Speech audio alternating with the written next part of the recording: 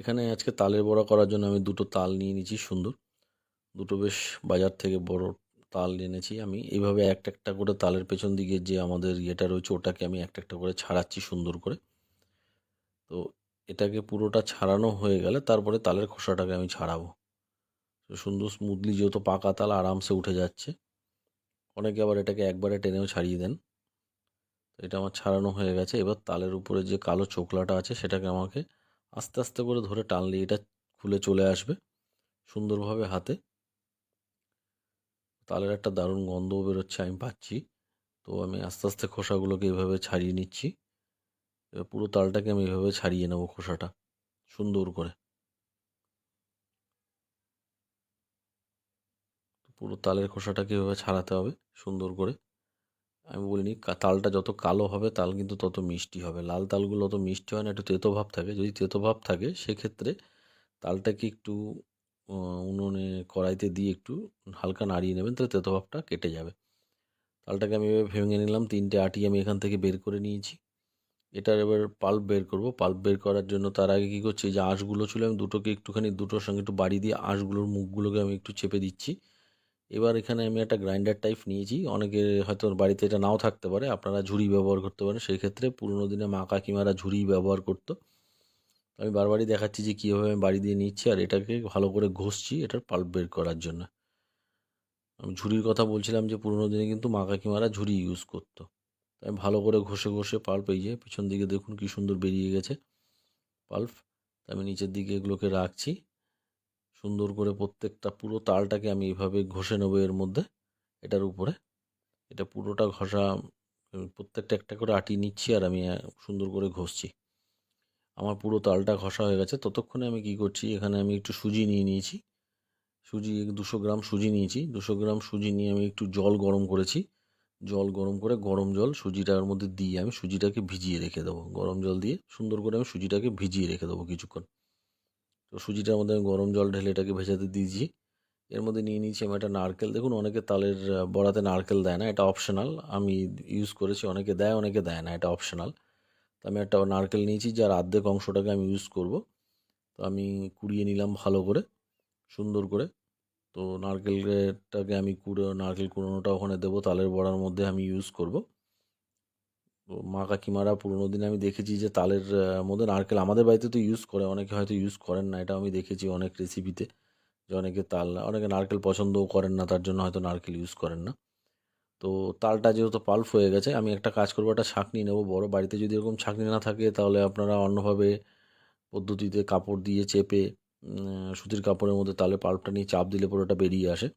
কারণ এইভাবে করে নিলে কী হবে, তালের মধ্যে যে আঁশ অংশটা থাকে সেটা আর থাকবে না, খেতে বড়াটা খুব মসৃণ হবে। আমি এইভাবে ছাঁকনির গায়ের থেকে পাল্পগুলোকে ছাড়িয়ে নিচ্ছি সুন্দর করে।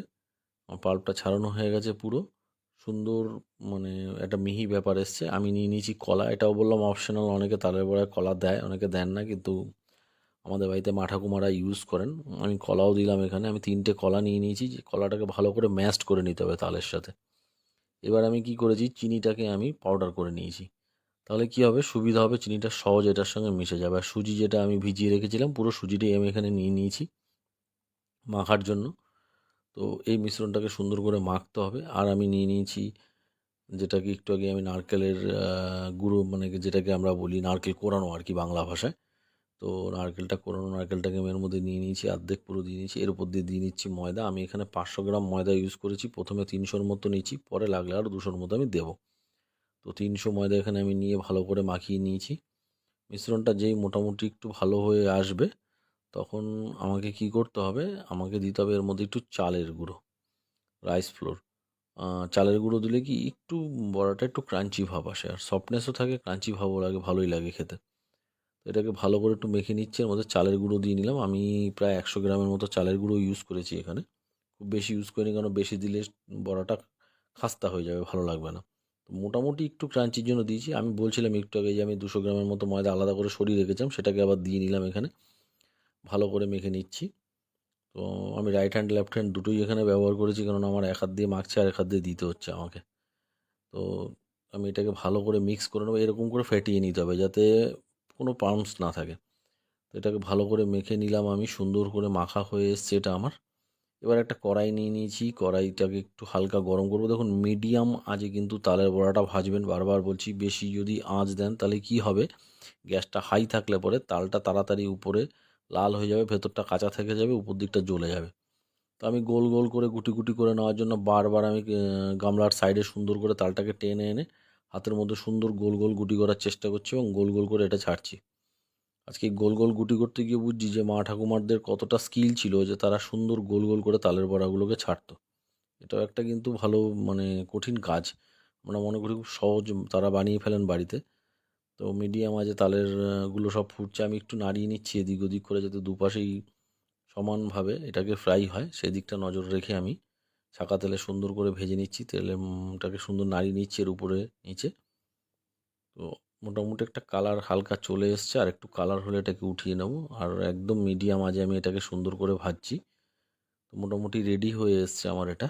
এবার তুলে নেওয়ার টাইম হয়ে এসছে এটাকে। তো তালের বড়া বানানোর কোনো রকেট সায়েন্স নেই, একদম ইজি। আমি তুলে নিলাম, আমি বলেছিলামই। এবার আমি একটা ঝুড়ির মধ্যে টিস্যু পেপার দিয়ে তার মধ্যে বড়াগুলোকে আমি রাখলাম প্রথমবার। এইবার সেকেন্ড টাইম আবার যেগুলো আমার অনেকটা মাখানো হয়েছে সেটাকে আবার কড়াইতে তেল দিয়ে আবার সেমভাবে, যে তেলটা ছিল গরম তেলটা, তার মধ্যে আবার সেমভাবে আমি আবার বড়াগুলোকে ভাজলাম। সেকেন্ড টাইম বড়া ভেজেছিলাম। এরকম করে আমার অনেকখানি পাল্প মাখা রয়েছে, পুরোটাকে আমাকে বড়া বানাতে হবে। ঝুড়িটা আমার পুরো ভরেই উঠবে। তো বড়াগুলো বেশ সুস্বাদু, সুন্দর একটা গন্ধ বেরিয়েছে, জিভে জল চলে আসার মতো অবস্থা। আপনারা দেখছেন, বাড়িতে আর ওয়েট না করে বানান। বানিয়ে অবশ্যই ট্রাই করুন যে কীরকম লাগলো। কমেন্টস বক্সে একটু কমেন্টস করুন আমাকে।